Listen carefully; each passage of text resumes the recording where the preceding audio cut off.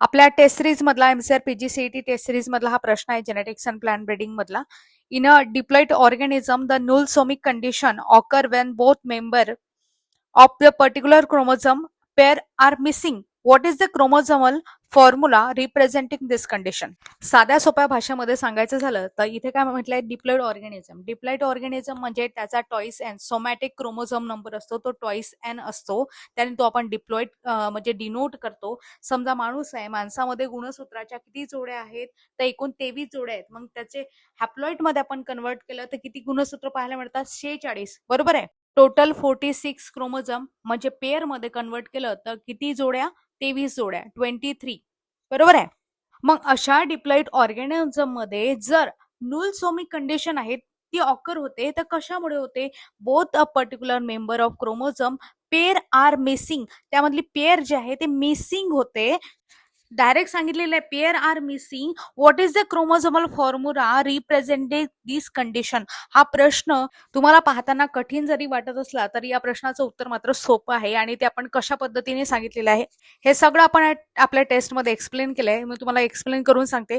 आता यामध्ये सांगितलेलं आहे टॉईस एन म्हणजे आपल्याला माहिती पाहिजे, फक्त काही बेसिक कन्सेप्ट आहेत ते आपल्याला माहिती पाहिजे आणि त्यावरून आपल्या प्रश्नाचं उत्तर, प्रश्न कशाही पद्धतीने असला, हार्ड जरी असला तरी आपण सोडू शकतो. आता इथे सगळं सांगितलेलं आहे. आता तुम्हाला माहिती पाहिजे डिप्लॉइड ऑर्गॅनिझम म्हणजे आहे म्हणजे twice n somatic chromosome number 20 twice n आहे. बरोबर आहे.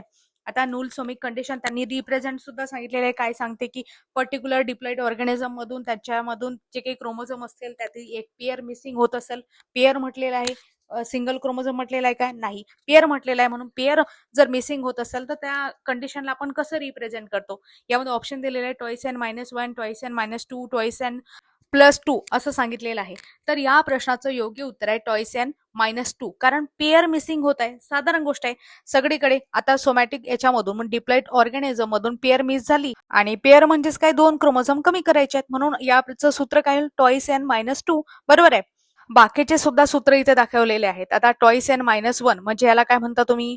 याला म्हणतात मोनोसोमी कंडिशन, ज्याच्यामध्ये सिंगल क्रोमोझोम लॉस होते पेअर मधून. बरोबर आहे. त्याच्यानंतर टॉईस एन +1 ही कंडिशन दिलेली आहे. यामध्ये काय होते? एक एक्स्ट्रा क्रोमोझोम जो आहे तो ऍड होते, म्हणून याला म्हणतात ट्रायसोमी. पुढे दिलेलं आहे टेट्रासोमी. याच्यामध्ये टॉईस एन +2 याच्यामध्ये एक्स्ट्रा 2 क्रोमोझोम ऍड होतात, म्हणजे पेअर ऍड होते असं आपण म्हणू शकतो. याला म्हणतात टेट्रासोमी. आणि हे सगळे अॅनिओप्लॉइडीचे एक्झाम्पल आहे. नुल सोमी कंडिशन सुद्धा अॅनिओप्लॉइडीचे एक्झाम्पल आहे.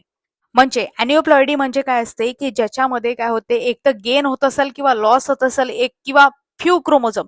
एक क्रोमोझोम आहे किंवा पेअर क्रोमोझोम आहे किंवा फ्यू क्रोमोझोम आहे, एक तर ते त्याच्यामध्ये ऍड होत असेल किंवा त्याच्यातून लॉस होत असेल, त्यालाच आपण काय म्हणतो? डिप्लॉइड सेट मधून. बरं, तर त्यालाच आपण म्हणतो अॅनिओप्लॉइडी. आणखी असाच एक प्रकार असतो त्याला पॉलीप्लॉइडी असं म्हणतात. पॉलीप्लॉइडीमध्ये नेमकं काय होत असते, जे सेट ऑफ क्रोमोझोम आहेत ना ते त्याच डायरेक्ट मल्टिप्लिकेशन होते. आता इथे टॉईस एन मधून नाही होत, तर multiplication of entire set of chromosome rather than the just few chromosome. 2 chromosome मधून, डिप्लॉइड क्रोमोझोम मधून काही वजा किंवा अधिक होणार नाही. डायरेक्ट त्याचे सेटच काय होतात? मल्टिप्लिकेशन होतात. 2चं 3, 3चं 4 अशा प्रकारे. 3 असलं त्याला आपण ट्रिप्लॉइड म्हणतो, टेट्राप्लॉइड असलं तर त्याला 4n असं पण म्हणतो. बरोबर आहे. अशा पद्धतीने हा प्रश्न आपण येथे बघितला. शॉर्ट ट्रिक मी तुम्हाला सांगितली, फक्त तुम्हाला काही कन्सेप्ट माहिती पाहिजेत. अशाच पद्धतीने मी तुम्हाला ऍडिशनल माहिती सह एमसीआर पीजीसीईटी एक्सप्लेनेशन टेस्ट सांगितलेली आहे. पूर्ण तुम्ही टेस्ट पाहू शकता. तुमचे जास्तीत जास्त ऑब्जेक्टिव्ह कव्हर होतील आणि तुमचे हमखास मार्क वाढतील जर तुम्ही प्रामाणिकपणे टेस्ट सिरीज अटेम्प्ट केली असेल आणि एक्सप्लेनेशन बघितलं असेल तर. धन्यवाद.